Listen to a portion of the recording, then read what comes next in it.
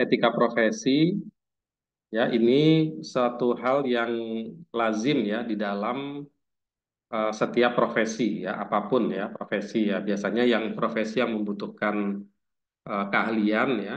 Nah, itu disebut dengan etika profesi ya. Ada dokter, ada notaris barangkali, ada pengacara ya, ada mungkin konsultan eh, atau profesi-profesi yang lain ya, psikolog atau apa ya. Nah, itu biasanya ada eh, yang ada keahlian ya, itu biasanya ada etika profesi gitu ya, yaitu suatu etika yang disepakati bersama ya di asosiasi profesi. Biasanya menerbitkan adalah asosiasi profesi.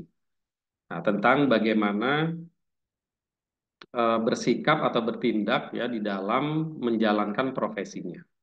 Ya, nah demikian pula di dalam audit ya. Nah, auditor ini juga ada etika profesi ya yang dibuat ya oleh atau disepakati oleh eh, asosiasi dari para auditor ya atau akuntan publik.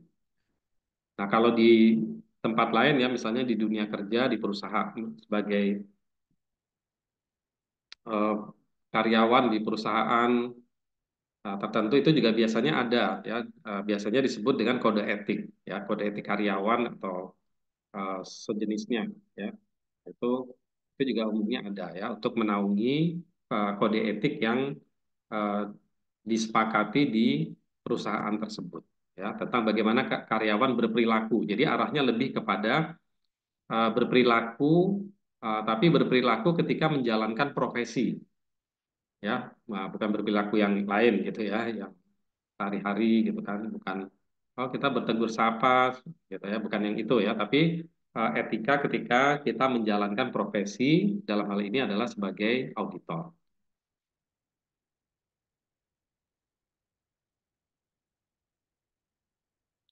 Ini ya secara pengertian atau definisi ya etika ini adalah seperangkat prinsip-prinsip moral ya atau nilai yang berlaku di masyarakat. Ya, perilaku beretika, perilaku yang berlaku umum dalam masyarakat diperlukan untuk membuat kehidupan bermasyarakat berfungsi dengan baik. Ya. Jadi eh, perilaku ya, nanti etika itu pedoman berperilaku. Ya. Nah, perilaku beretika itu adalah agar khususnya di dalam profesi akuntan publik ini, profesi ini berjalan dengan atau berfungsi dengan baik. Ya.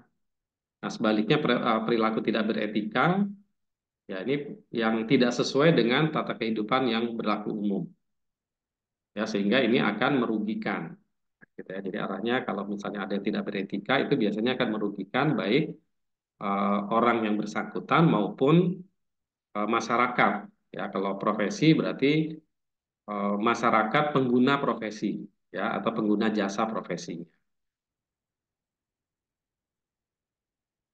Yang secara umum ya nilai etika yang berlaku secara umum ya misalnya adalah kepercayaan ya terpercaya ya kemudian ada atau sekarang misalnya integritas ya, terpercaya integritas kemudian ya kejujuran dan sebagainya kemudian respect ya, hormat santun ya, kemudian responsibel ya bertanggung jawab kemudian fairness atau bersikap adil care atau perhatian ya, kemudian bermasyarakat gitu ya atau eh, bekerja sama atau apa ya bekerja sama atau eh, apa kesediaan berbagi gitu ya jadi saling saling support gitu ya istilahnya ya kalau di antara di dalam bermasyarakat itu kan berarti kalau kita bersosialisasi di masyarakat ya itu berarti kita akan saling membantu di masyarakat eh, apa saling berbagi ya. Oke. Itu adalah beberapa nilai etika yang berlaku secara umum ya. Nah, profesi etika di dalam profesi ini adalah ketika para profesional ini berlaku etika, ya ini adalah untuk mewujudkan ketertiban di masyarakat ya, khususnya ketika masyarakat menjadi pengguna jasanya.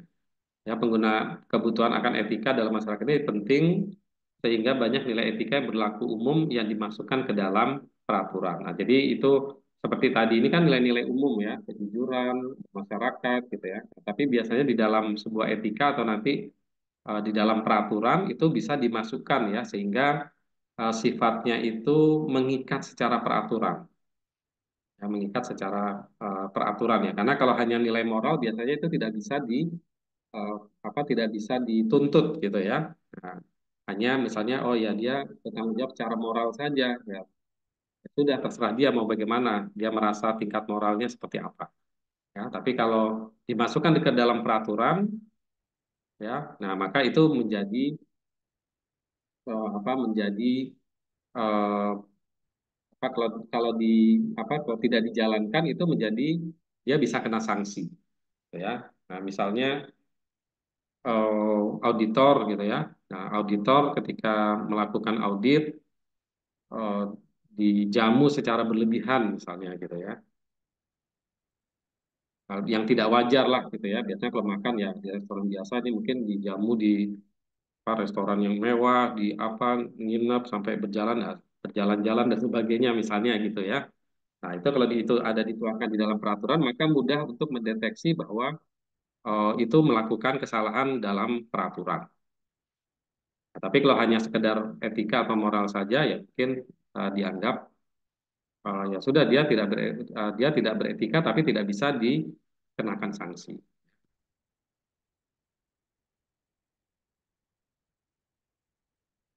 Ya, nah tidak berperilaku tidak etis atau tidak berperilaku etis ini ada beberapa hal ya. Yang pertama bisa jadi standar etikanya berbeda. Standar etikanya berbeda. Ya, misalnya kalau eh, kalau duduk gitu ya. Nah, duduk itu kalau bersimpuh itu dianggap lebih sopan daripada bersila, misalnya gitu ya. Nah, tapi itu mungkin di daerah tertentu, di daerah lain mungkin berbeda. Ya, mengangkat kaki mungkin biasa saja. Nah, tapi di tempat daerah lain mungkin mengangkat kaki, nah itu dianggap tidak sopan. Jadi ada beberapa kemungkinan standar etika yang berbeda, ya.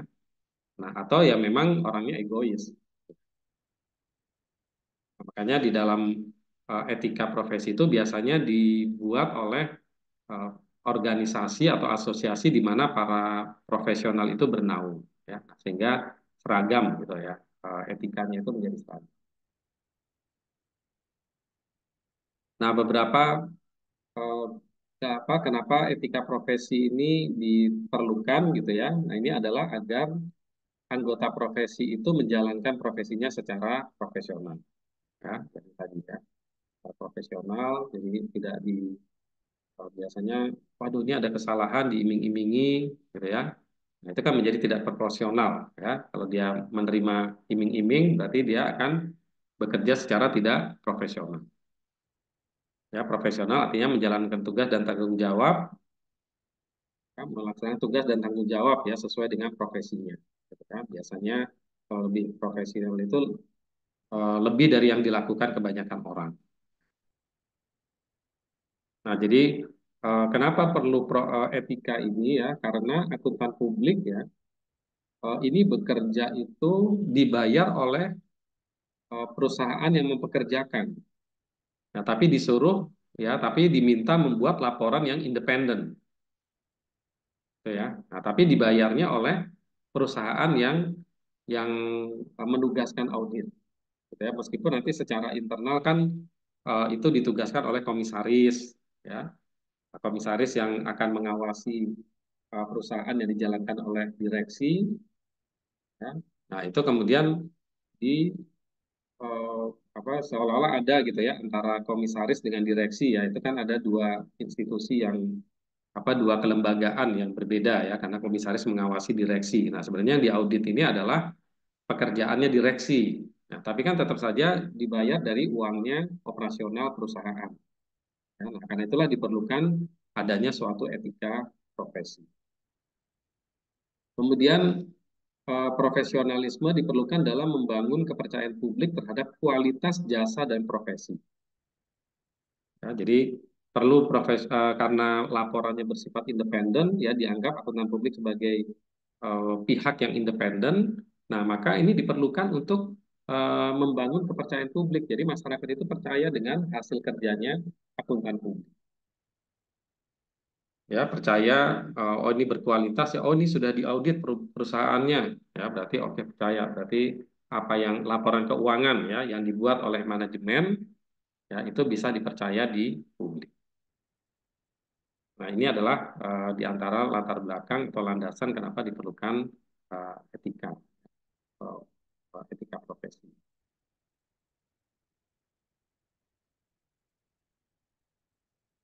Nah, untuk mendorong perilaku etis ini ya, etika ini ya, ini ada hal-hal yang perlu dilakukan oleh para akuntan publik ya. Ya, ini adalah Pak ujian gitu ya, ini GPA examination. Jadi eh, dalam etika profesi itu akuntan publiknya ini harus lulus ujian kira-kira gitu ya. Ada ujiannya tentang keahlian di dalam profesinya. Ya, jadi tidak bisa, oh saya pengen jadi akuntan publik terus udah dapat eh, stempel akuntan publik enggak, tapi dia harus ada pelatihan dan ujian ya. Nah, ini ada continuing education requirement ya.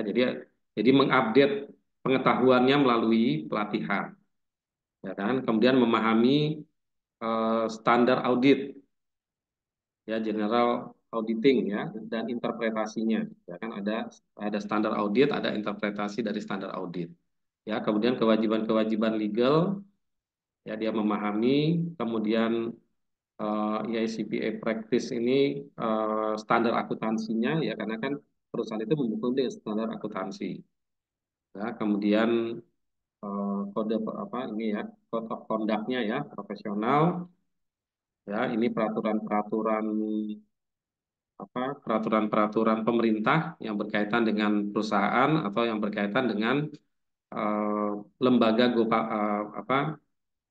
bursa efek ya. SEC itu bursa efek di Amerika ya.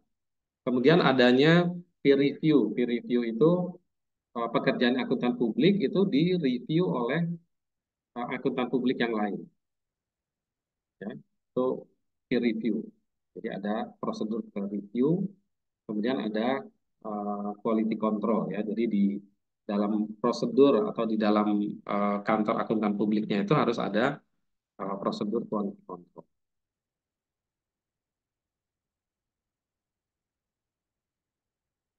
Nah, etika ini kan berkaitan dengan eh, apa situasi ya, dilema gitu ya, dilema situasi yang dihadapi seseorang tentang keputusan yang harus dibuat berkaitan dengan perilaku yang sesuai. Ya, auditor menghadapi banyak dilema etika di dalam pekerjaannya gitu ya. Jadi tadi ya misalnya, waduh ini ada kesalahan di dalam pembukuan yang menyebabkan adanya perbedaan laba yang cukup tinggi ya, kemudian diiming-imingi oleh udah deh Pak biarin aja gitu ya. Nanti saya inilah gitu ya. Nah, misalnya begitu ya, dikasih kompensasi lah, dikasih apa gitu ya, mungkin.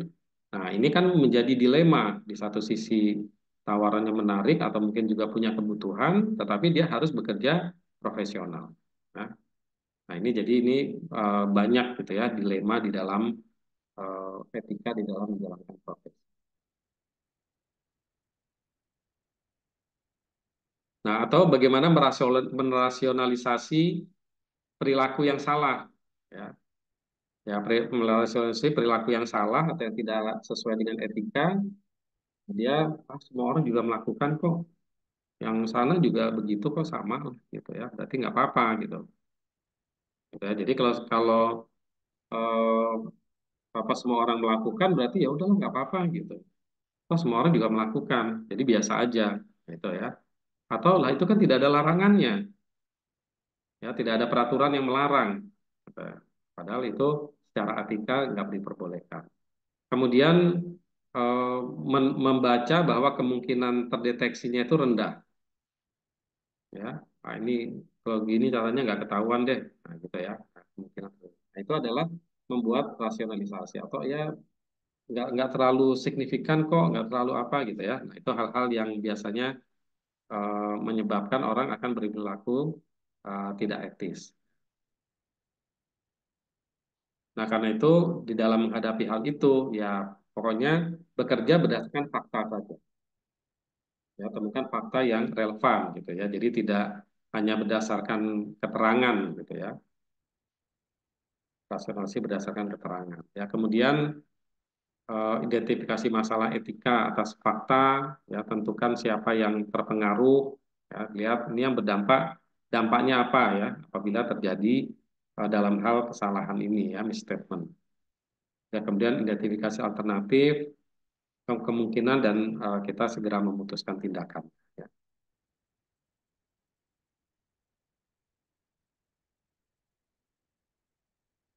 Ya, misalnya menemukan fakta itu seorang staf telah diberitahu bahwa dia akan bekerja selama berjam-jam tanpa mencatatnya sebagai jam kerja. Nah, padahal peraturan gitu ya, itu melarang praktek seperti ini. Nah, seorang staf lain telah menyatakan bahwa ini adalah praktek umum di perusahaan, gitu ya. Jadi artinya bekerja di luar jam kerja, ya, tapi nggak dibayar lembur, kira-kira gitu ya. Wah ini mah udah biasa, gitu ya. Peraturan kan nggak boleh, eh, harusnya dia dapat lembur, ya misalnya gitu. Nah, tapi orang lain mengatakan sebenarnya ini mah udah biasa di sini. Nah, inilah bagaimana eh, bagaimana menemukan faktanya, gitu kan ya. Dan bagaimana isunya, ya siapa yang terpengaruh, siapa yang diuntungkan, siapa yang dirugikan. Ya, kenapa tidak dicatat sebagai jam kerja? Ya, ada nggak alternatif yang lain? Ya, nah, itu misalnya contoh bagaimana kita mengidentifikasi eh, suatu dilema di dalam etika. Ya.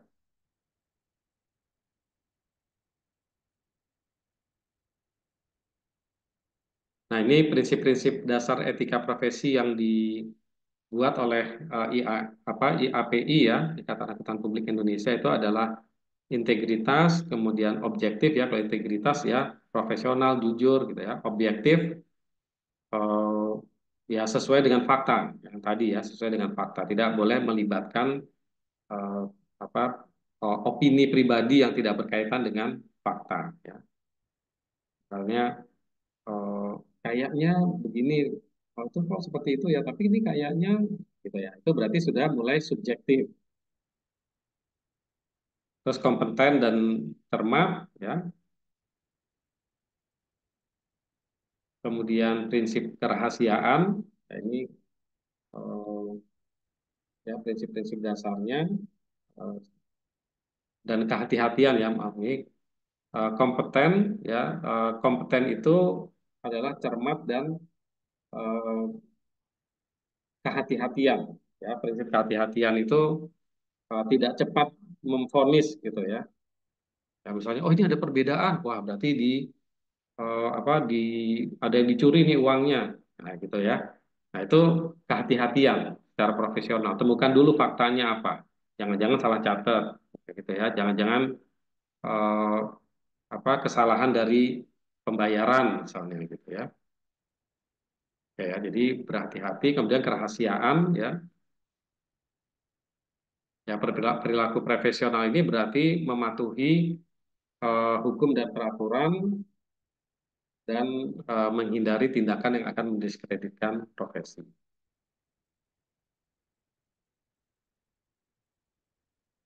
Ya, ini Code of Conduct, Professional Conduct. Kemudian ini kalau yang diterbitkan oleh IICPA, ya, ini American Institute of Certified Public Accountant, ya kurang lebih hampir sama gitu ya. Poin-poinnya maksudnya umumnya maksudnya hampir sama gitu ya, tetapi kadang-kadang eh, urutannya yang berbeda atau ada yang gabung-gabungan, ada yang dipecah gitu ya. Tetapi mungkin semuanya sih tercakup biasanya ya. Ya, kemudian eh, ya ini bertanggung jawab menghormati kepentingan publik, integritas, ya, objektif dan independen, kehati-hatian ya sama ya tadi. Nah, cuman ini dalam poin tersendiri, kalau yang IAPI kan tadi digabung ya. gabung di kompeten ya. Oke, mempertimbangkan luas dan sifat jasa.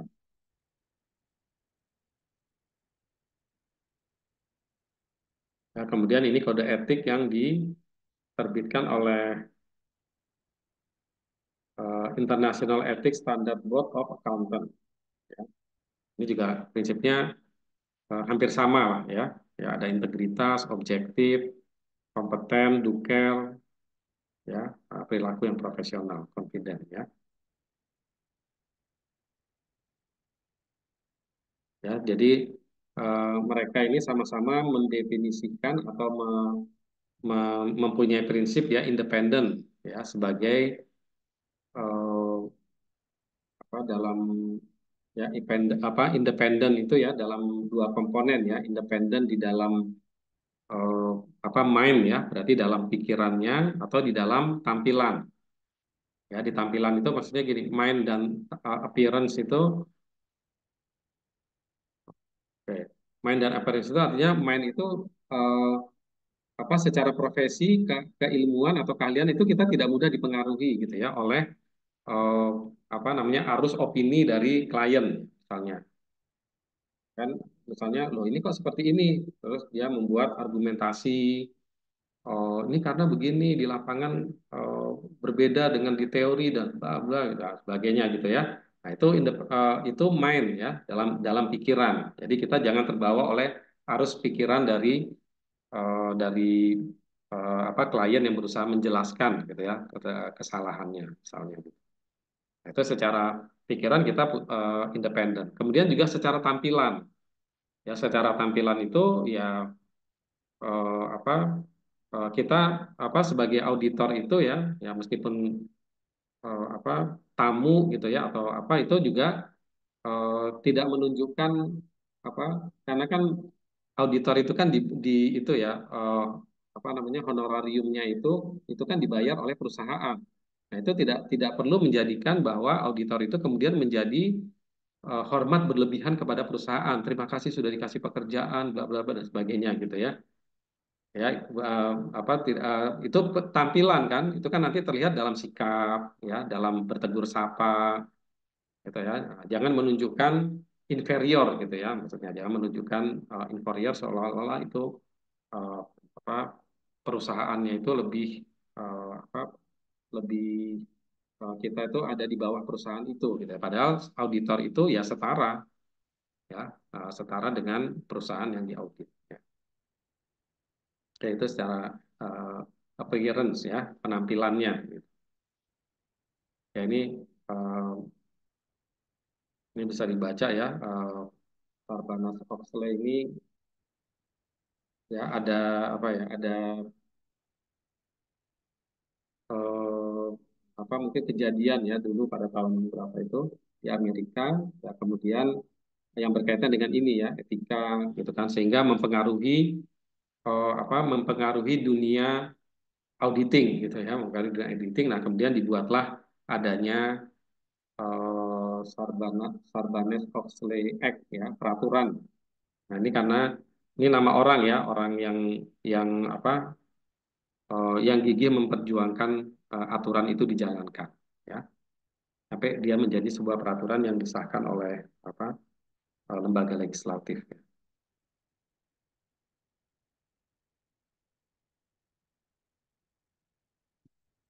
Ya, ini misalnya tentang jenis-jenis jasa non audit yang dapat diberikan oleh auditor.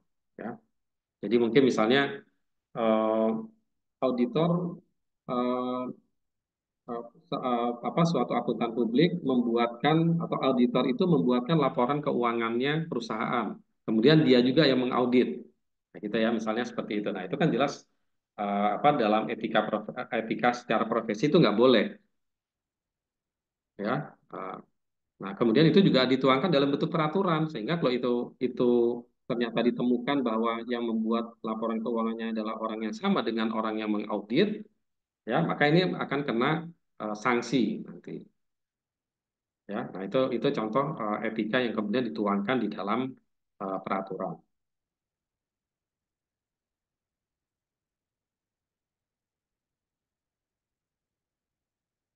Ini ya provision addressing auditor independent ya. Jadi supaya auditor itu bisa independen, ya, auditor itu dilarang memberikan jasa pembukuan dan jasa akuntansi lainnya.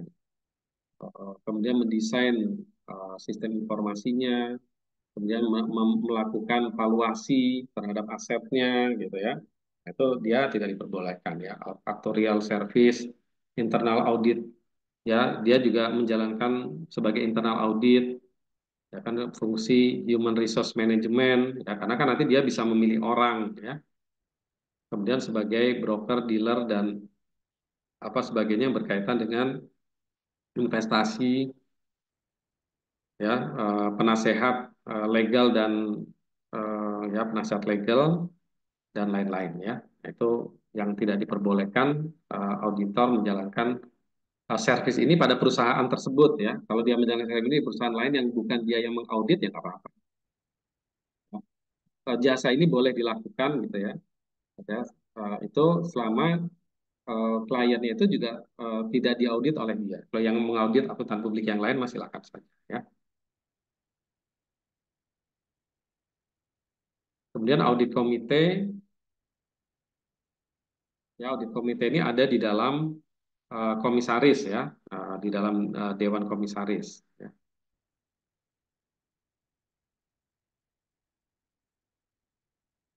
Ya, ini selected number of members of a company board who have auditors remain independent, ya. Jadi ini eh, audit komite itu berada di bawah komisaris dan dialah yang melakukan seleksi terhadap auditor, ya. Kantor akuntan publik ini akuntan publik yang mana yang akan dipakai untuk melakukan jasa audit terhadap perusahaan ini itu biasanya ditentukan oleh audit komite, dan audit komite ini adalah anggota, ya, kalau di peraturan di Indonesia itu adalah salah satu komisaris, salah satu komisaris.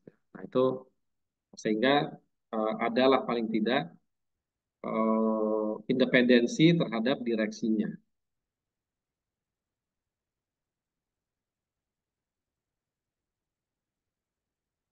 ya. Atau hal lain, ya, seperti di peraturan yang di Indonesia, ya, sekarang itu ada independent director, ya, direktur yang independen. Jadi perusahaan, khususnya perusahaan go public atau perusahaan yang besar itu, nah, itu biasanya ada disyaratkan adanya direktur yang independen. Artinya dia dia tidak mempunyai kaitan dengan pemegang saham, gitu, atau kepemilikan yang majority, ya, yang penguasaan, ya, yang eh, apa apa eh, apa pemegang saham itu yang pengendali, ya, ya, pengendali, ya. Dia tidak ada hubungan dengan itu. Ya, itu harus ada di direksi maupun di komisaris.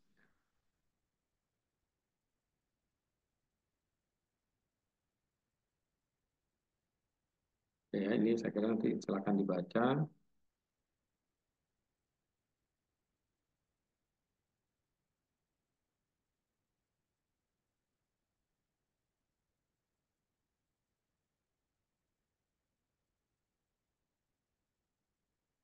Ya, ini sebagai pengetahuan aja, ya, karena ini berasal dari aturan-aturan yang dari apa luar negeri, ya.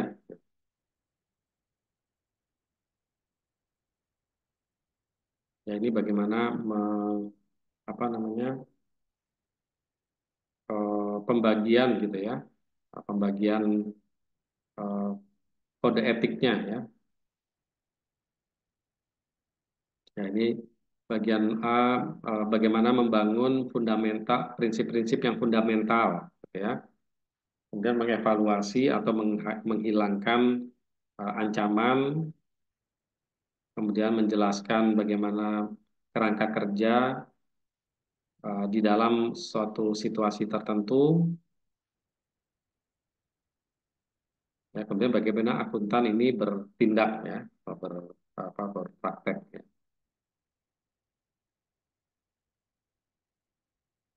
Ini juga klien di dalam EICPA ini, ya, ini ada independen, ya, ini mungkin ada detailnya, ya, rinciannya apa, integritas dan objektif, general standar, ya.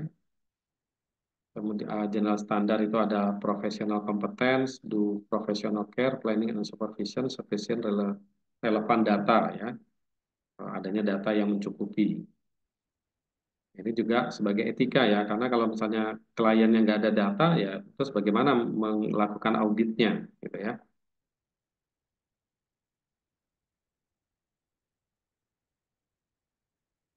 Ya kemudian contingent fee dan seterusnya lah ya. Ini poin-poinnya ya.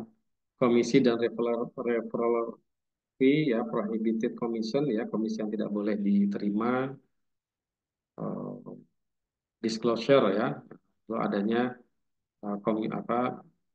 pengungkapan atas komisi dan sebagainya. Saya membaca ya, ini saya kutipkan dari buku ini ya, dari buku auditing karangan Irons ya.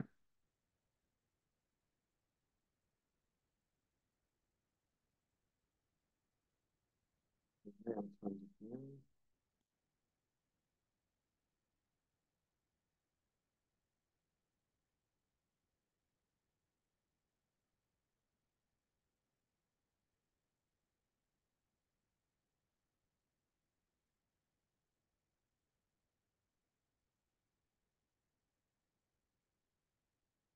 Nah ini beberapa eh, pembukuan ya, dalam pembukuan dan beberapa jasa itu ada hal yang penting ya di dalam sebuah etika itu bahwa klien itu bertanggung jawab penuh terhadap laporan keuangan gitu ya.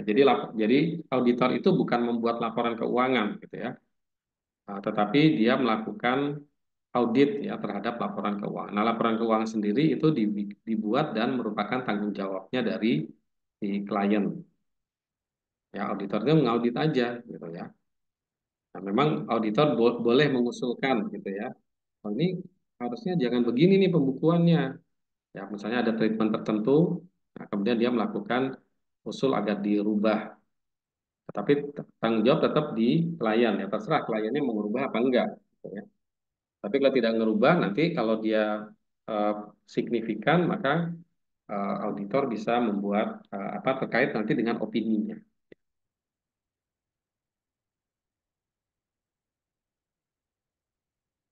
Ya, jadi kalau akuntan publik, dia melakukan auditnya adalah berdasarkan standar auditing.